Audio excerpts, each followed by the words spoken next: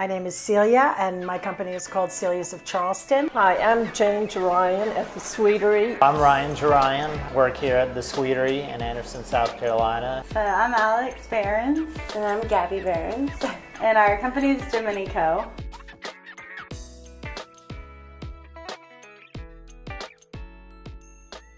We manufacture food products. We have a tomato sauce, an eggplant caponata, which is sort of like a chutney, a Sicilian recipe from my family. We do a seasoning mix and our homemade lasagna. We specialize in scratch-made cakes, cookies, pies. Our ugly cake, first, that's probably one of the oldest items that we are known for. We've been making that now for 35 years or more. We also do a great strawberry cake, which we sell thousands of a year.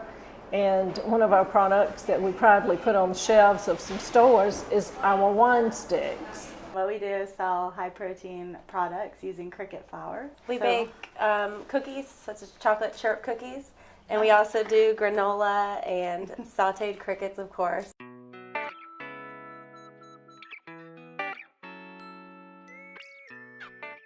I come from a family that was either shopping, cooking, eating, or planning the next meal. So I grew up in a family that was very food oriented. Not only did we do a lot of cooking at home, but we ate out a lot. And so food was always the issue. And it was also the thing that we all came together around. I had a restaurant for 15 years, and not doing that now, doing these products was a way to kind of extend that a little bit. Well, 35 years ago, I was raising a son and thought it would be nice to have some time to spend with him. So I thought, well, this way I can control my time and earn some money and travel with my husband. And little did I know, it doesn't exactly work like that when you're an entrepreneur. What inspired you to become a food entrepreneur? Basically, our inspiration came from our upbringing. So when we grew up, like, our parents always encouraged us to travel and learn and do new things, try new things. Based on our travels, we sort of developed an understanding for the way cultures eat and how they interact with the environment and how they maintain that balance between, like, the needs of their biological self and the needs of the environment. So we soon realized that we're going to have to start eating insects sooner than later, and we're the only country that really doesn't do it.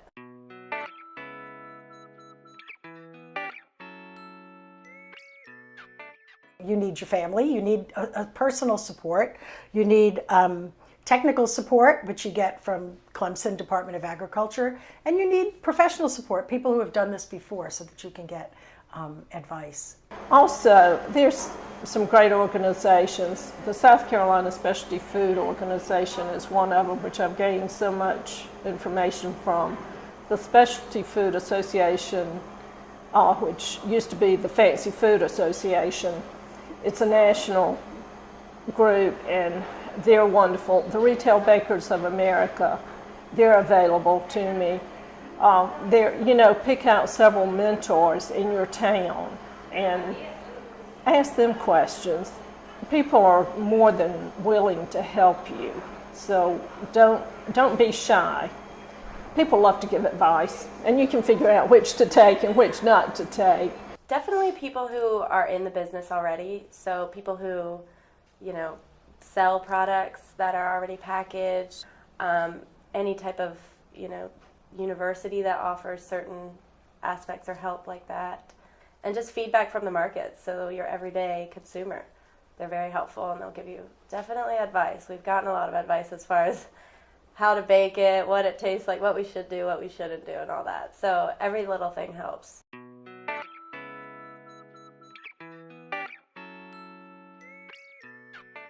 I work when I have to work, and I work hard, and sometimes that means I'm up till midnight because I wanted to take the children swimming in the middle of the day, But that's okay, and that's one of the things I love about being able to do this, that I do have a flexible schedule, and to me that's important. So I don't work a 9 to 5, but I do work 40, 50 hours a week easy. It's not unusual to work 60 to 80 hours. And my day used to be from 7:30 to 6:30. On holidays, there was a time I got up at 4 o'clock, came in and baked, took a break at 11 o'clock in the afternoon, came back in at 3 and worked till about 12 at night. Be ready to do something like that if you get the big orders, which this is why you're doing all this work, hoping to someday see your food on the shelf where more people can enjoy. It's like a full-time job. I mean, there's always something to be done. We're always in the kitchen every Tuesday night, Friday night for sure, and then the market's Friday and Saturday. And then during the week, we have to send emails, order packaging, order supplies, go make Costco runs, talk to people, market to people. Even at our other job, like we're constantly like, okay, we need to do this. Let's make a list of like what we can do. Like, you know, if we come in, we're like, I don't know. It's never ending. Yeah, we're always thinking about it. It's always on our mind. So it's like almost 24 hours.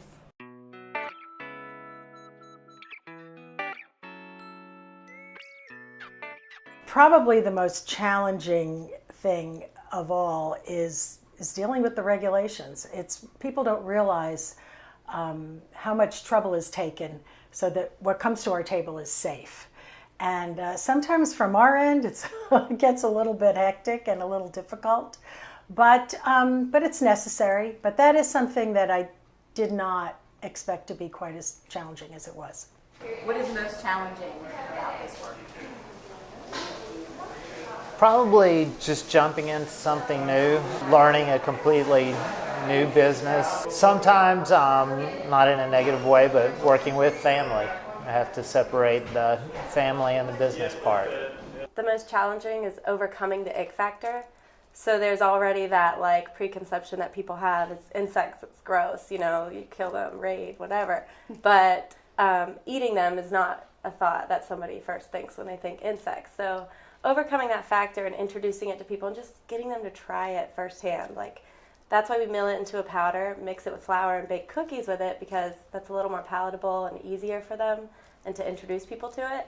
We didn't realize you have to get FDA approved cricket, so a lot of research went into that as to where we can order from, and the local farm wanted to try to get FDA approved, so that came into play, but apparently it's a whole process you have to do. And also like getting into the farmers markets with like selling. We didn't know if we could be under the cottage law or just a lot of terms we weren't even like familiar with.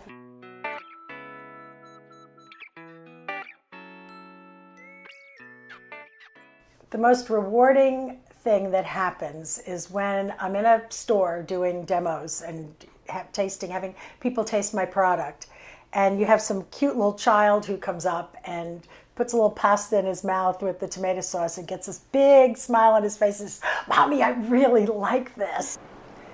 The most rewarding for me over the years is to be a part of people's celebration. They're coming here to get cakes for their wedding, of course. Then when they have their first baby, for the birthdays, for the graduations, during the holidays, you know, it sort of seems like your family. They have picked you out to bring what we bake to their celebrations. So, you know, that's just very rewarding that they keep coming back. What's the most rewarding about your business? The most rewarding is just at the farmers markets in general are like when people come and they've already heard about us and they're like, yes, I want to try a cricket. Like, I've heard about you. Like, Yeah, just people talking about it really and just sharing their own experiences eating bugs or cricket cookies or, you know, whatever. and Your then the thing little they've eaten. things like when we get approved for wholesale, we're like, yes. Oh my Like, gosh, yeah, like the 50 steps we've taken. I Yeah. know you guys, Clemson has helped us a lot with that. Yes, for sure.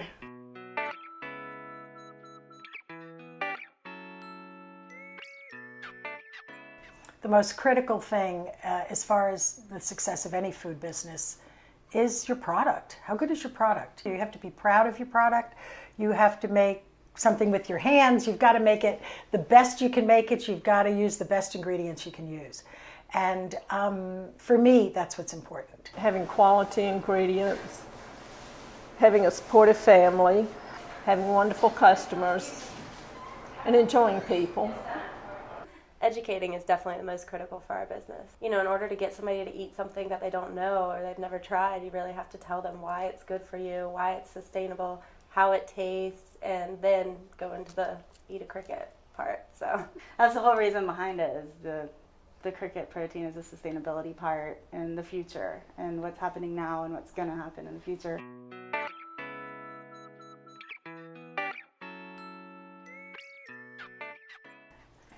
What advice would you give to a new food entrepreneur getting in the business?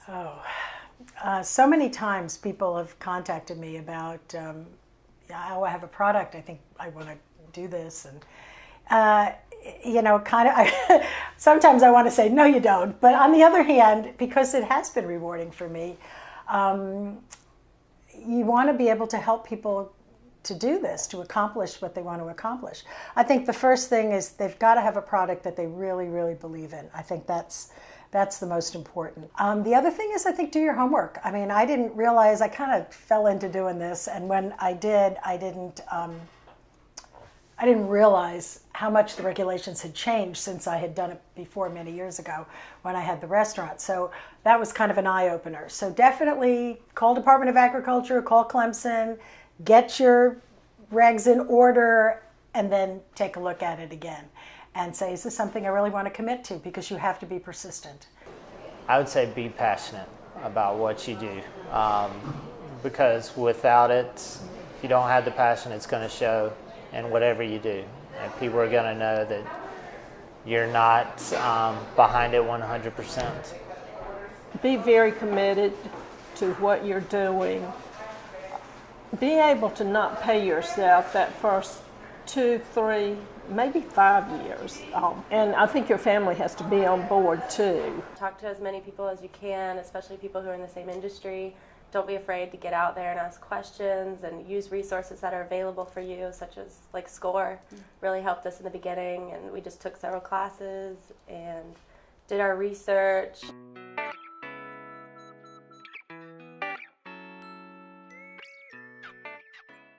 My father was a physician, and he once said that he felt so fortunate that the thing that he loved to do most made him a good living, and he could support his family. The thing that stuck with me about that was doing the thing he loved most. And I certainly have not become wealthy in the food business, but I'm doing the thing I love most. And it's allowed me to have a good, flexible lifestyle. I can travel when I want. I can stay home and work crazy hours if I have to. And I enjoy the food. I enjoy cooking it. I enjoy shopping for it. I especially enjoy getting to feed my friends and my family. That's the best. That's the best. All the opportunity that I've had, that I've been given through my mom's success, and hopefully I can carry it on. Don't you think you need to get back to work now?